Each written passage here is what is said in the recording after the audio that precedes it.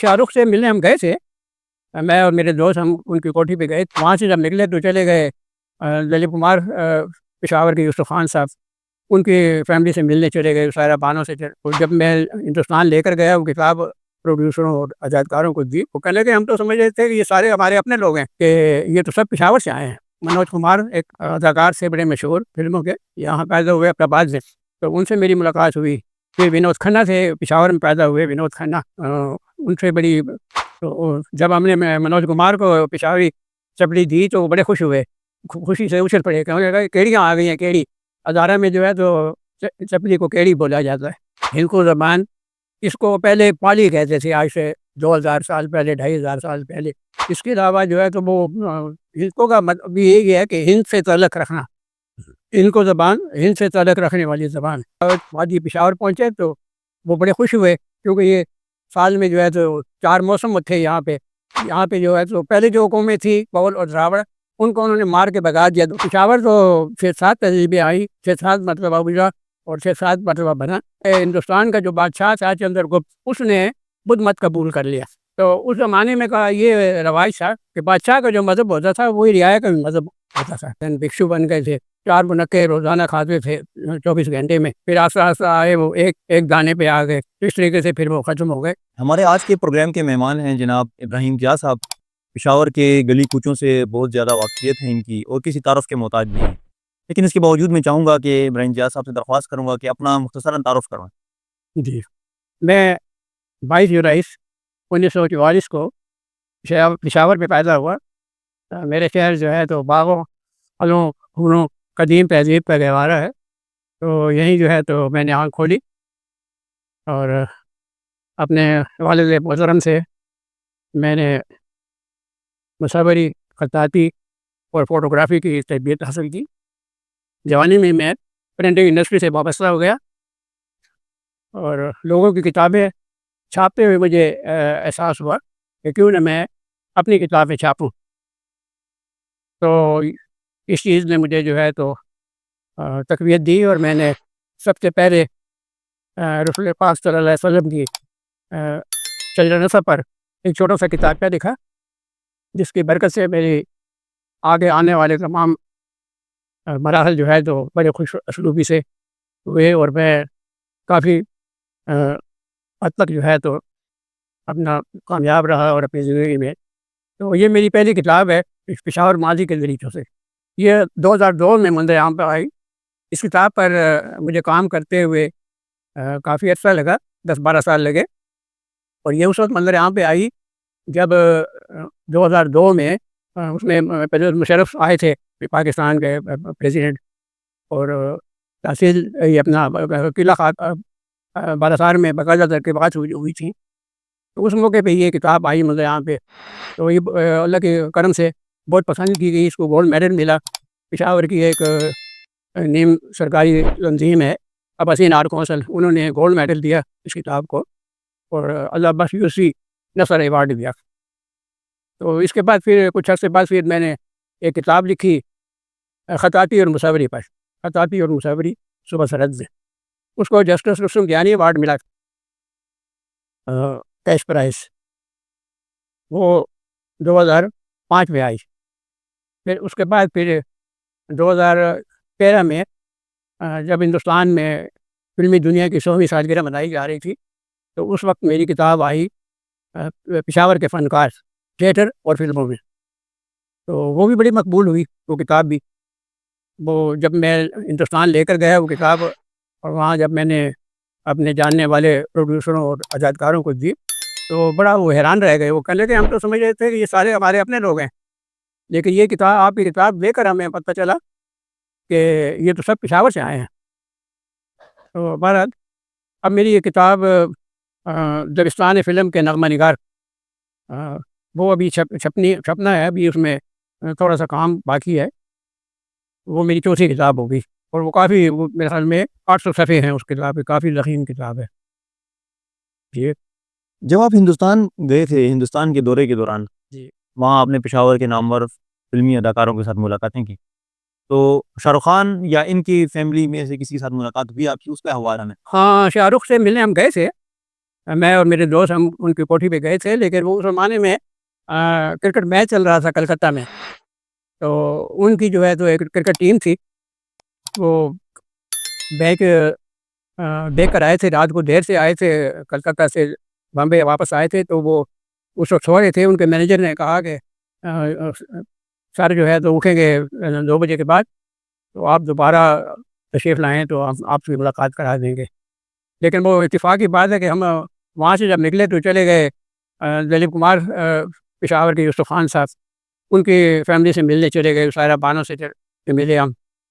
تو یوسف خان صاحب سے وہ تو خیر بہت ضعیف ہو چکے تھے، کئی کالج کے اٹیک ہوئے تھے ان پہ، تو ان کی تو آنکھیں نہیں کھلتی تھیں، اتنی دوائیں استعمال کرتے تھے کہ وہ آنکھیں کھولتے تھے پھر بند ہو جاتی تھی۔ تو بہرحال ہم نے گھنٹے 2-2.5 گھنٹے ان کے کوٹھی میں گزارے اور ان سے گپ شپ لگائی، تو زیادہ تر باتیں کرتے رہے سارا بانوں سے، سارا بانوں کو ہی میں نے اپنی کتابیں دی۔ پھر ہم پشاور سے تو پھر طائف لے گئے تھے، بہت ریشمی چادریں لے گئے تھے، یوسف خان صاحب کے لیے ہم لے گئے تھے گرم چادر چسلہ کی، اور چپلیاں پشاوری چپلی۔ تو جب ہم نے منوج کمار کو پشاوری چپلی دی تو وہ بڑے خوش ہوئے، خوشی سے اچھل پڑے، کہنے لگا کیڑیاں آ گئی ہیں، کیڑی ہزارہ میں جو ہے تو چپلی کو کیڑی بولا جاتا ہے، تو وہ کہتے ہیں وہ کیڑی آ گئی کیڑی۔ تو اس میں بڑا اچھا ہمارا جو دورہ جو تھا 12 دن کا ٹور تھا ہمارا انڈیا کا۔ ایلدوز گیگ ٹی وی کی مزید ویڈیوز دیکھنے کے لیے ہمارا چینل سبسکرائب کریں اور بیل آئیکن پریس کریں تاکہ آپ ہماری نئی آنے والی ویڈیوز سے باخبر رہیں۔ کافی لوگوں سے ملاقات ہوئی، ان میں سے کچھ لوگ اللہ کو پیارے ہو گئے ہیں، مثلاً منوج کمار ایک اداکار سے بڑے مشہور فلموں کے، یہاں پیدا ہوئے اپنے آباد میں، تو ان سے میری ملاقات ہوئی۔ پھر ونود کھنہ سے پشاور میں پیدا ہوئے ونود کھنہ، ان سے بڑی اچھی گفتگو ہوئی، ان کو ہم نے دعوت بھی دی پشاور آنے کی۔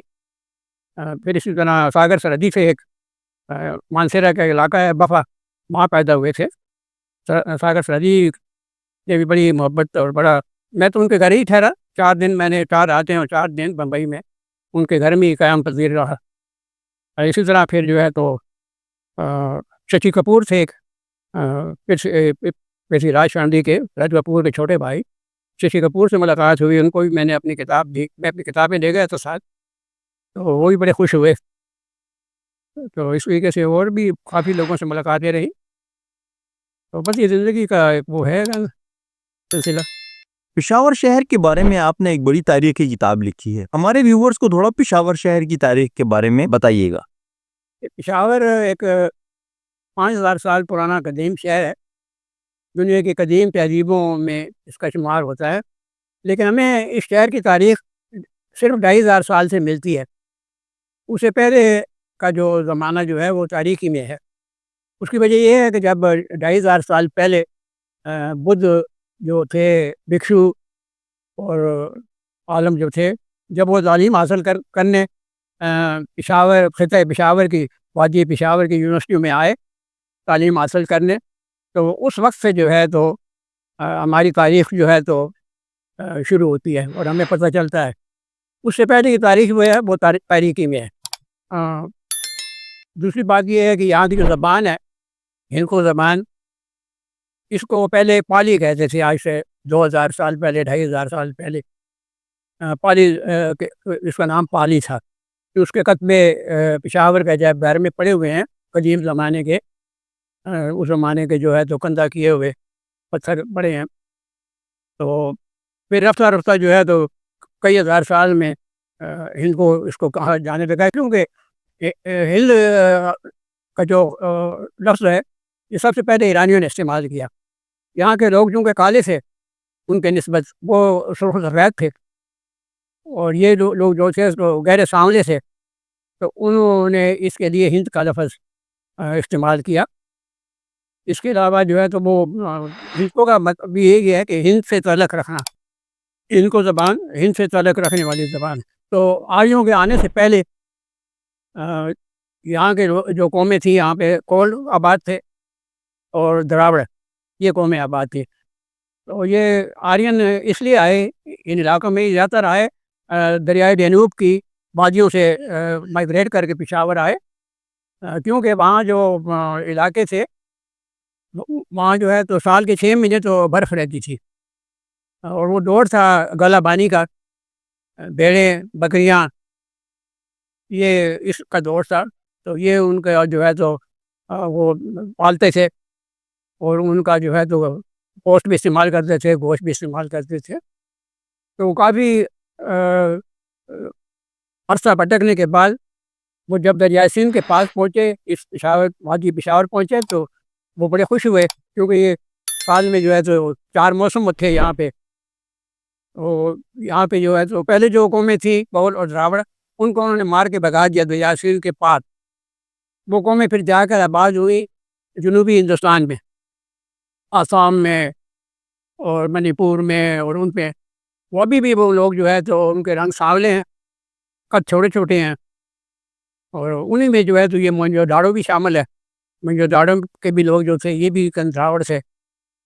اور وہاں جو تہذیب نکلی ہے جب کھدائی کی گئی انگریزوں کے دور میں، اور وہ شہر دریافت ہوا، تو یہ سارے جو ہے تو تھے بڑے تہذیب یافتہ مذہب لوگ سے.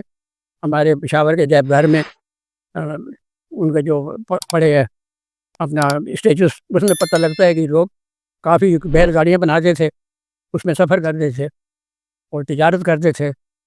دریائے سندھ کے راستے یہ جاتے تھے بحیرہ عرب سے تک، اور پھر اس سے آگے تک ملکوں میں تجارت کرتے تھے. تو جب یہ آرین جب آئے تو یہاں پہ آ کے آباد ہوئے، تو انہوں نے ان قوموں کو جو ہے تو مار کے بھگا دیا اور یہاں پہ قابض ہو گئے. تو شروع میں تو یہ بڑی وہ تھی، جنگجو قوم تھی. تو انہوں نے پھر یہ اس زمانے میں یہ ہوتا تھا کہ جو تہذیب آتی تھی وہ پہلی تعمیرات اور ان کو ختم کر دیتی تھی، زمین بوس کر دیتی تھی. تو پشاور تو 6-7 تہذیبیں آئیں، 6-7 مرتبہ گزرا، اور وادی پشاور اور 6-7 مرتبہ بنا. تو ابھی پہلے شروع میں تو یہ لوگ جو ہے تو ان کا مذہب جو ہے تو ہندو مت نہیں تھا، لیکن جب یہ یہاں پہ آئے تو یہاں پھر آ کے انہوں نے ہندو مذہب قبول کیا. اور ہندوؤں کی طرح جو ہے تو ان کے جو گھر ہوتے تھے وہاں پہ کمرے میں آگ جلتی، 24 گھنٹے آگ جلتی رہتی تھی. اور یہ اپنی رسومات جو ہے تو آگ کے اس میں طواف کرتے تھے، اور شادیوں میں اور اس میں. تو بہرحال ایک وہ بڑا وہ لمبا پروسیجر ہے. تو پھر ہمارے ہندوستان کا جو بادشاہ تھا چندر گپت، اس نے یہ اپنا بدھ مت قبول کر لیا. تو اس زمانے میں کا یہ رواج تھا کہ بادشاہ کا جو مذہب ہوتا تھا وہی رعایا کا بھی مذہب ہوتا تھا. تو جب اس نے بدھ مت قبول کیا تو پھر اب جو رعایا جو تھی وہ بھی اسی کے مذہب کی پیرو ہو گئی، اور انہوں نے تکلیف کی. تو پھر اس کے بعد اس کا بیٹا تخت نشین ہوا، پھر اس کے بعد اس کا پوتا اشوک دی گریٹ جس کو کہتے ہیں. تو انہوں نے پھر جنگیں لڑیں، پھر وہ بھی جو ہے تو آخر میں اپنا وہ بن گئے تھے، بھکشو بن گئے تھے. 4 منقے روزانہ کھاتے تھے 24 گھنٹے میں. پھر آہستہ آہستہ آئے وہ ایک دانے پہ آ گئے. اس طریقے سے پھر وہ ختم ہو گئے. تو اب یہ ہے کہ وہاں چونکہ اس زمانے میں بہت کاریگر تھے، یہاں کے جو سنکراج تھے اتنے کاریگر تھے کہ انہوں نے گوتم بدھ کو دیکھا نہیں زندگی میں، اور نہ کبھی گوتم بدھ اس وادی میں آئے ہیں تاریخ میں. وہ تو نیپال کی ترائی میں ایک ریاست تھی کپل وستو، وہیں ان کی ساری عمر گزر گئی. وہاں شہزادے تھے، راج پاٹ چھوڑ کے وہ نکل گئے جنگلوں میں، وہاں انہوں نے نرمان حاصل کیا، اور پھر وہ بدھ مت کی انہوں نے تبلیغ کی، جن کے آثار آپ پشاور میوزیم میں دیکھ سکتے ہیں. تو اس طریقے سے وہ پھر کافی یونیورسٹیاں بنی اس علاقے میں، پشاور میں، تخبائی میں، سوات میں، اور علاقوں میں. آخری جو یونیورسٹی تھی وہ ٹیکسلا میں تھی. ٹیکسلا جو ہے یہ آخری پنجاب کے سنگم ہے، پاکستان پنجاب اور یہ اس علاقے کا. تو وہاں پہ آخری یونیورسٹی تھی.